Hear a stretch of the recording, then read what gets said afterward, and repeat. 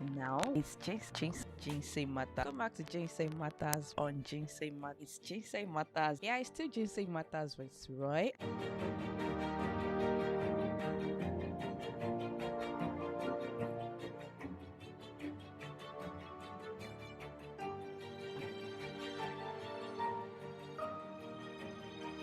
It's still Ginseng Matters with Roy.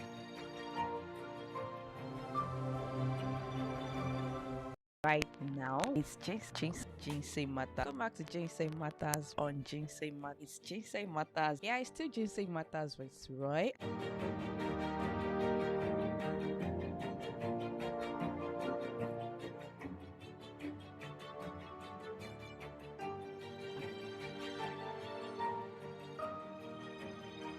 It's still Ginseng Matters with Roy. Right now, it's just. Hey guys, good morning, good afternoon, good evening, wherever you are watching us right now, and happy weekend. Yes, we are live, and it's still Ginseng Matters with Roy. And on this note, I welcome you back to another interesting, amazing, impacting, and insightful episode on Ginseng Matters with Roy. So if you can see me clearly and you can hear me audibly well, kindly share this video out to your friends, your colleagues at work, your siblings who will be who could greatly benefit from today's discussion. Tell them we are live already.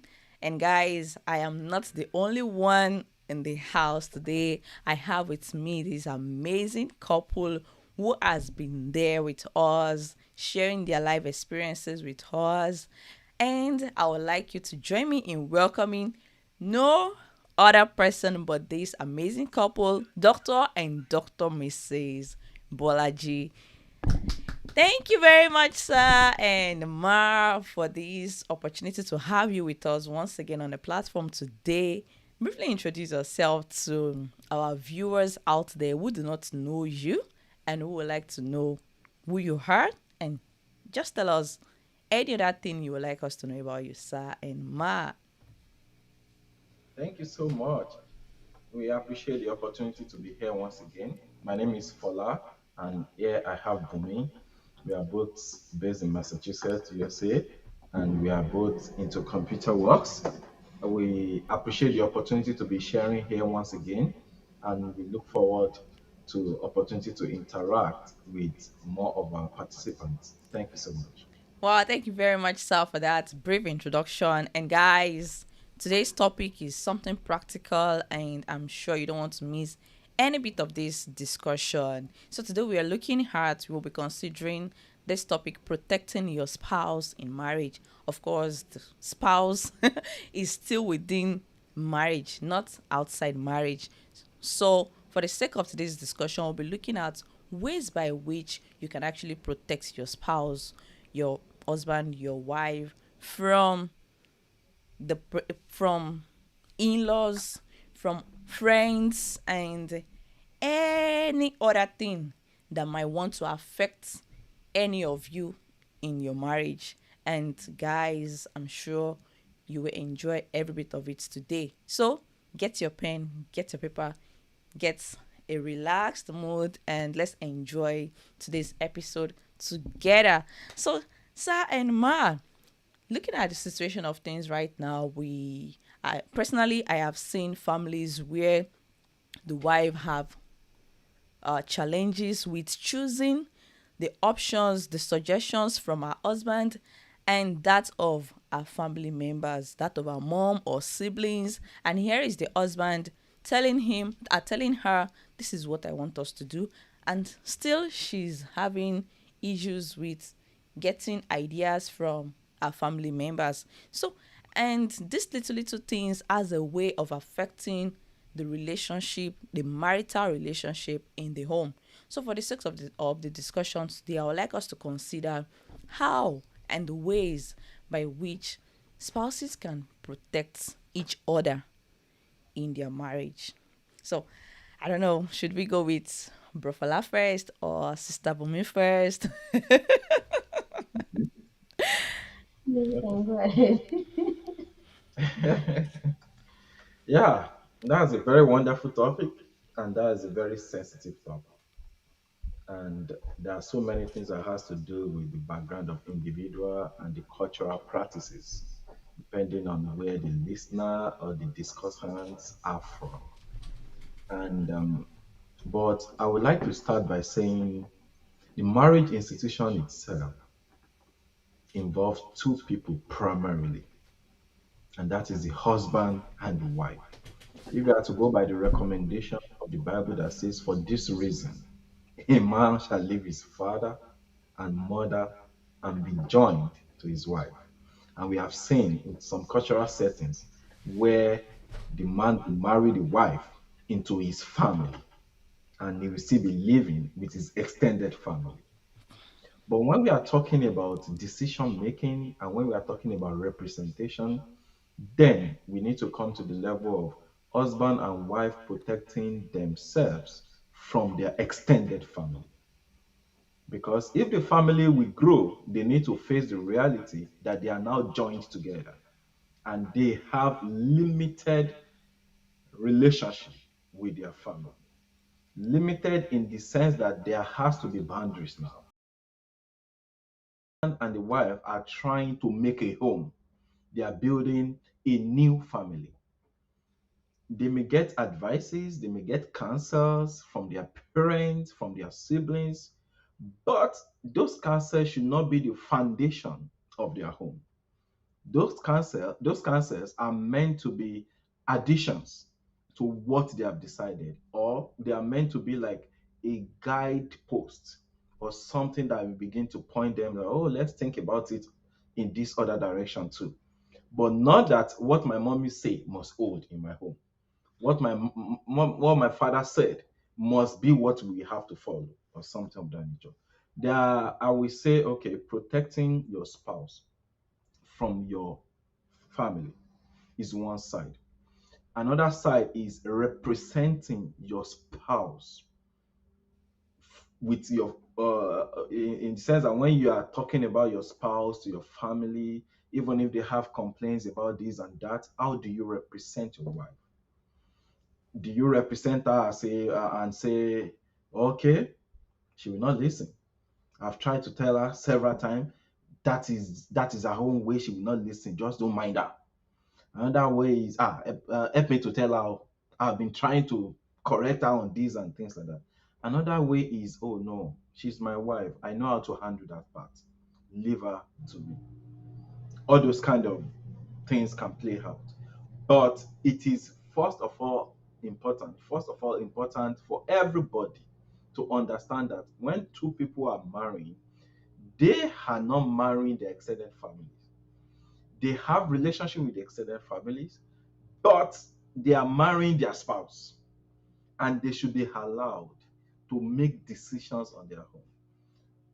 It is allowable and is encouraged that they should seek for counsels when it's needed. But your counsel, the extended family counsel, should not be the determining factor of every step that this husband and wife has to take.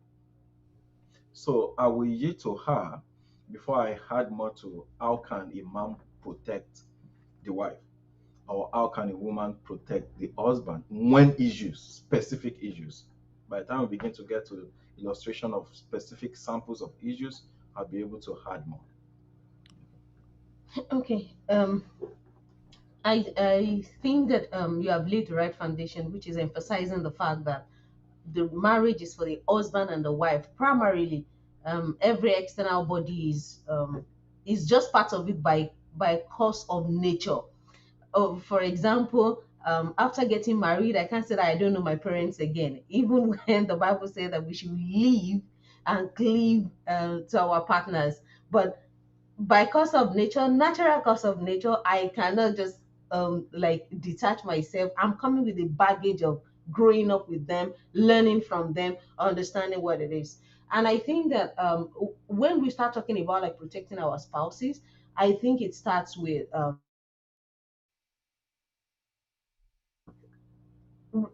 where you and your spouse have an agreement that differs, or an understanding that differs from the general understanding of the society around you.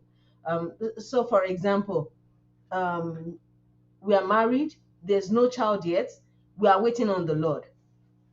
The society believes you should seek help, go to hospital. Have you asked this person? Or your parents are the people who believe that there's nothing wrong in using some other spiritual consultations. Have you seen Pastor Lagbaja? Have you seen Pastor this? Even Christian family, I'm asking you to go and see maybe like 3, 4, 5 men of God, and you're like, let's hold on, and stuff like that. So in such cases, you have a belief that is different from what the general people around you believe in. Or let's assume that I get married in a situation where men, in a society where men have to be celebrated, like you don't expect your husband to even come to the kitchen at all.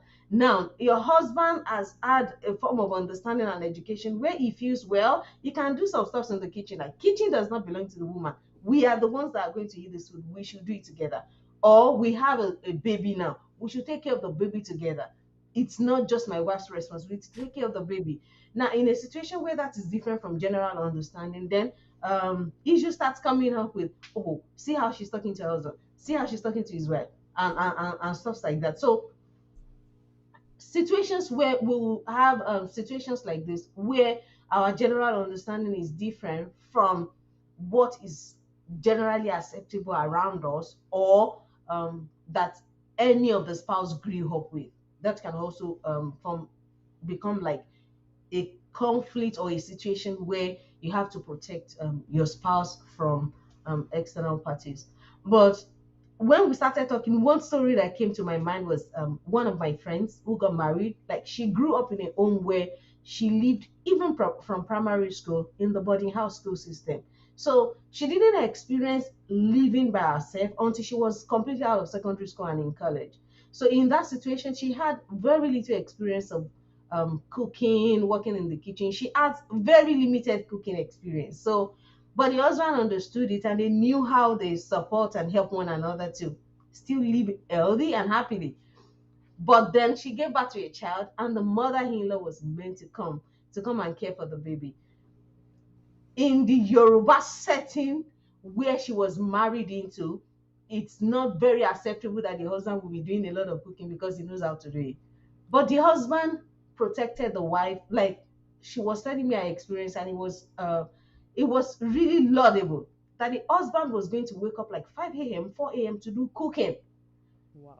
before mama will ever think of even waking up at all. All mama knows is that she has woken up. The wife is the one doing the paparazzi of, "I'll come and eat your food. Your food is here." And so she doesn't even know who cooked the food at all. And it was the husband that did all of those stuffs. And in a way, I took that to be that he protected his wife from unnecessary talks. There was even no room to start saying, "Why are you cooking for your wife?" Because the mama does not even know that he was the one doing the cooking. So that was a story that came to my heart as we were talking about this, about protecting one's spouses. Wow. Interesting. That is really amazing. Thank you very much, sir and ma, for those wonderful contributions. While I was praying for this live stream, I read somewhere that the family you create is should be actually prioritized over the family you are coming from. But s- looking at things these days, you still find people getting stuck between their their nuclear family and their extended families. Situations like, okay, the brother-in-law needs something from his elder sister, or the brother-in-law needs something from his elder brother, and then you're trying to nothing you're trying to meet up, and then there are different comments from different angles from the two families. And then, as I was still preparing, I discovered, oh, there are situations where you don't even have to say anything negative about your partner. Do not expose the weakness not exposing the weakness of your partner to your extended family members. But, fleshly speaking, situations arises where before the spouses, before they even understand what they are doing, they're like, oh, no, that's the way he behaves, that's the way she behaves. No, don't mind him. Oh, don't mind her. So in situations like this, and this is the essence of this discussion, like, right from the scratch, right from the start, how can couples, especially new couples, in fact, even old couples too, how can they overcome these aspects and be able to stand in and be able to set boundaries between their immediate families and the extended family members? So I will start by saying this thing requires wisdom and a lot of maturity. So if we are talking about this situation, we need to face it that we need men that are matured and we need women that are matured. Maturity comes over time, is not sudden. We don't expect that husband and wife that just married today will be matured suddenly. So, but there is a place of learning. There's a place of having the understanding that, okay, I should have done it this way, I should have done it that way, and things like that. Like one of the talks that we have had here before, there needs to be an agreement. If you are talking about supporting siblings, supporting extended family, there needs to be an agreement between husband and wife to say, okay, this is what our budget will be able to take, except for emergencies that are beyond normal situation. And then the husband will be able to represent that to his family that, okay, based on our situation, this is the situation, this is what we can afford, and this is what we can do per time. Because I gave an illustration at that time that a guy that is working and collecting, let's say, 200K a month, and at the end of the day, he's sending like 50K to his family or sending 100K to his family, and the parents are enjoying it. By the time he gets married, responsibility begins to come in. They need a bigger house, they need to expect a baby, all those kind of things. Then he may not even be able to send up to 25K to the parent. And they may begin to feel, oh, the woman that he married has stopped us from enjoying the benefit. So a lot of time there has to be maturity from the extended family, there has to be maturity from husband and wife to know how to politely represent the situation so that when it's well represented, then there'll be understanding. The other protection that I want to talk about is when there is a significant or conspicuous weakness on the part of the wife or on the part of the husband. So, for example, let's say we decide to visit the family of my wife, and maybe I'm the kind of person that will just eat, and after eating, I will just throw my cloth somewhere, throw this one, that. I just sit anyhow and things like that. So then I know maybe the parent of my wife may say, "Ah, why is your husband behaving this way and things like that." The next thing is, don't mind him. He's just a useless guy. No, it No. should not be that. Yeah, yeah. So it should be like, okay, no, maybe he has been used to that. We have been working on it. Don't worry. Over time, I know you change and things like that. Don't come with the attitude that you are embittered against your spouse. Don't come with the attitude that, yeah, I want you to help me scold him very well. No, the best way is, okay, this weakness that you are seeing, we are hopeful that it will change or things will be better. If it is on the side of the wife, oh, we are all running here and there, and she's taking care of the kids, she's not even joining us in the cooking and things like that. Oh, whatever you want her to do, for now I can do it. By the time the kids get matured, I know that she will not be running after the kid any longer. All this kind of thing. There are ways by which you make certain presentation that helps the situation. Don't go with the mindset that you want your family to be able to scold your spouse on your behalf. You are not helping your marriage, and that is not the best. I think that the first thing I'm going to say, because there are also situations that I look at, where, especially when it is one of the spouse was also struggling with. So, for example, the example he gave, like maybe the husband is the one that scatters the ground. Like anytime it comes, shoe is there, shirt is there, the other, and you are struggling with handling that. And in such a situation, when another person comes, maybe your family member or a friend comes to visit, and it appears like they're like, oh, why is your husband like this, like throwing things around? Because the spouse is struggling with it, it leaves a wee room to kind of find confidence in that person and be like, see me, oh, even me, have been struggling with this. I tell him I did this and that, and before you know it, you're already like communicating negative things about your spouse. Now, the first thing I want to say in that situation, even beyond that situation, is there's a popular Yoruba adage. I'm going to try to translate it to English, that bí onígbá bá ṣe pé igbá ẹ̀ ni wọ́n á ṣe bá a pé. Like, it is the way you call or Present. describe. Yeah. Yeah, that's the meaning. The meaning is that it is the way you present what belongs to you that others will call it. So, for example, if you're in a communication with someone and somebody comments and you're like, such a beauty. In most cases, 90% of people or more than we agree with you and be like, such a beauty. Even when that was not what really sound beautiful to them, they'll be like, oh, such a beauty. Maybe later, or few people can begin to think that, well, I don't think she's really that beautiful, but well, she's actually beautiful anyway, but just not the way it's described. But the behind it is the way you present your spouse is the way others are going to address him. I know that sometimes they taught us that if you, for example, if I call my husband by his first name, there's every likelihood that all my friends will begin to call him by his first name, because that is the way I call him and that is the way we are addressing him. So before you know it, every other person is calling him by his first name or the name I call him. I call him dear. Before you know it, oh, dear uncle, dear this, dear that, because that is what I'm calling him. So it is the way you address your spouse that is going to be addressed. If you address your spouse like somebody that does not deserve honor, others will treat him without honor. If you treat him with honor, others will treat him with honor. So when you begin to communicate with others about your spouse, you should have that at the back of your mind. How am I presenting my spouse? That is, you are literally training others to address him that same way. That's number one. Number two thing I want to say is, like we established before, you are a team. A team works together. Let's look like a soccer team, for example. If the 11 people do not work together, if there are 3 people who wants to feel like when we show them, they will all lose. So you're a team.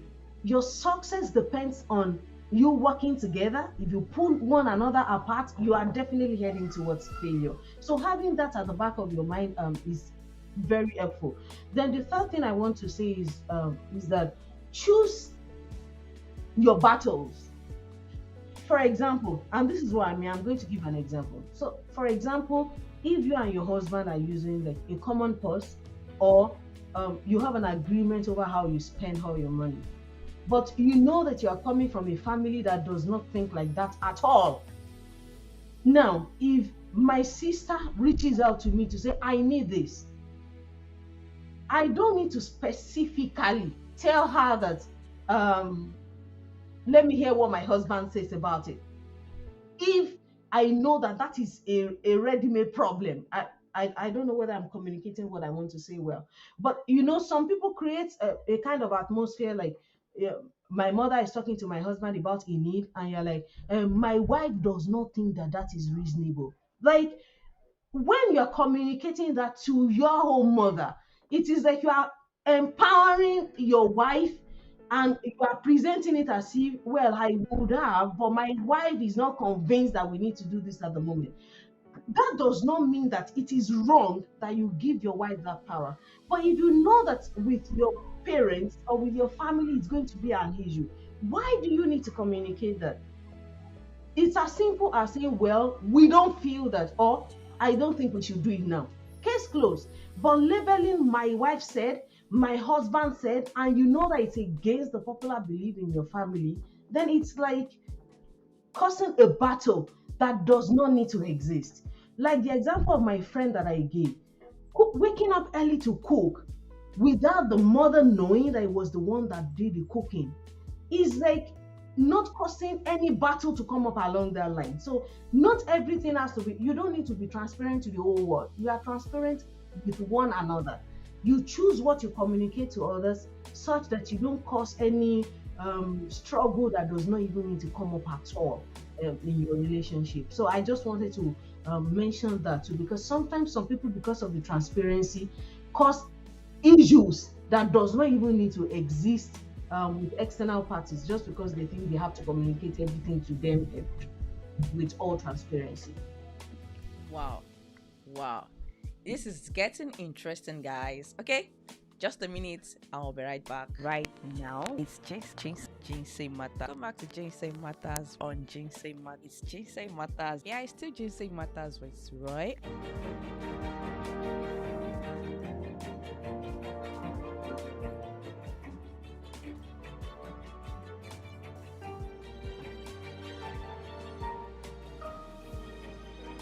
It's still Ginseng Matters with Roy.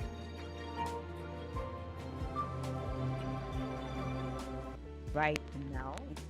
Wow, this is getting interesting. Thank you very much, sir and ma, for those wonderful submissions. So now, what we have been picking from this discussion so far is that number one, set boundaries, and also the way you present your spouse before your family matters a lot. If you call him names, they will call you. They will call him names. Another thing is another thing I picked from what Stabni shared was that, or I think it was Profola when he said, rather than use "hi," it is much better for you to use "we." You've made a decision as a couple. Yeah, Don't stop use "I," rather use "we." We decided this is what we will be giving you every month. We decided we are not going for that option. Not my wife said no. My husband didn't agree with your decision. And like what Stabumi also shared, that rather than letting your in-laws or your siblings or whoever is concerned know that your spouse is involved, so you don't present that person, your spouse, badly or negatively. Just don't even bring them into the picture before your siblings, before your family members. You make your decision and then get back to them. This is what we have decided. So it's it doesn't seem like, oh, it was because of the wife, it was because of our husband that the monthly salary, the monthly allowance was not given to me. No. That will cause issues between your spouse and your family members.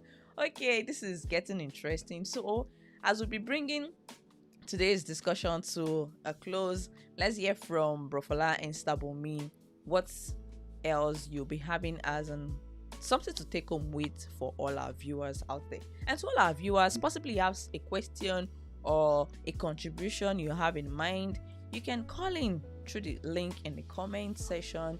Feel free to contribute.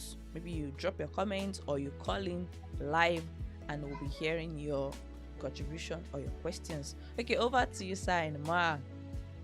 So, what I would like to say is, if you are protecting your spouse, you are protecting yourself.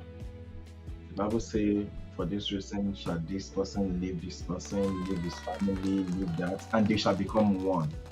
So if you have become one, then if you are misrepresenting your spouse, then you are misrepresenting yourself. And also, I want to add, like the illustration my wife gave, in some situation where you are able to avoid problems, avoid them. And in some situation where you have to be plain and be very transparent and make a stand, take a stand. Don't hide. And it doesn't worth it, because how long can you hide? So it's always very important that you take a stand and let your stand be known. And know that when you are protecting your spouse, you are also protecting yourself. Yeah. And in addition to that, last point about where you need to take a stand, because I've also seen situations where like sister-in-law comes and says, see how you are talking to me, see how you do this, and the husband is not able to stand up for the wife to be like, you don't address my wife like that. Like, there are situations where you need to take that tough stand. Take your stand. You don't need to coward out. Like, if you coward out, you actually failed your partner. You did not protect your partner in that situation. So you need to do that. And I would say that the mind behind that is start protecting your spouse even before you get married. Like, you know the kind of home you want to have. Let your people who know you, people who are close to you, know the home you want to have. By that knowledge, they will easily recognize the fact that, oh, we know him. Like, be a person of a stand. But like you said, maturity goes over time anyway. But the more it grows, the more you express it. And God is going to help us to build a home where husband and wife are united, stand together as a team, and are able to protect themselves from every other thing in the world. Hmm. Wow. Wow. The moment you protect your spouse, you're protecting yourself. Honestly, that's really, really true. If you cannot protect yourself, if you cannot protect your spouse, you have issues. If you cannot maintain your stand, you will have issues. If you cannot set boundaries, you will have issues. And another thing is, I think the last point Bro Fola shared, the aspect of letting your family members know. Uh, okay, yeah, these 3 points are really, really key. And guys, if you can really, really work on these, I think it will go a long way in helping you build a great marital relationship. And on this note, we'll be bringing today's episode of Ginseng Matters with Roy to a close. Guys, don't be selfish with this information. Share it with your siblings, your colleagues at work, and any other person you know could benefit greatly from this discussion. And before we bring it to a close, we'll be saying a very big thank you to our guests today, Dr. and Dr. Mrs. Bolaji. Really appreciate your time, your knowledge, your experience that you're always sharing with us on this platform. I want to say a very big thank you. Thank you so much, Sir and Ma. God bless you and continually keep your home. On this note, we'll be bringing this to a close. It's still Ginseng Matters with Roy. Enjoy the rest of your weekend, guys. Bye for now. All right. Right Thank you so now, much. it's Ginseng Matters. Come back to Ginseng Matters on Ginseng Matters. It's Ginseng Matters. Yeah, it's still Ginseng Matters with Roy.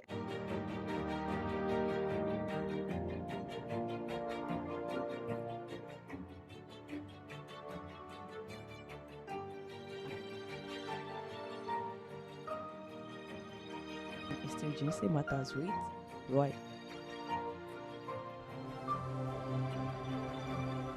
Right now, it's Ginseng Matters. Come back to Ginseng Matters on Ginseng Matters. It's Ginseng Matters. Yeah, it's still Ginseng Matters with Roy.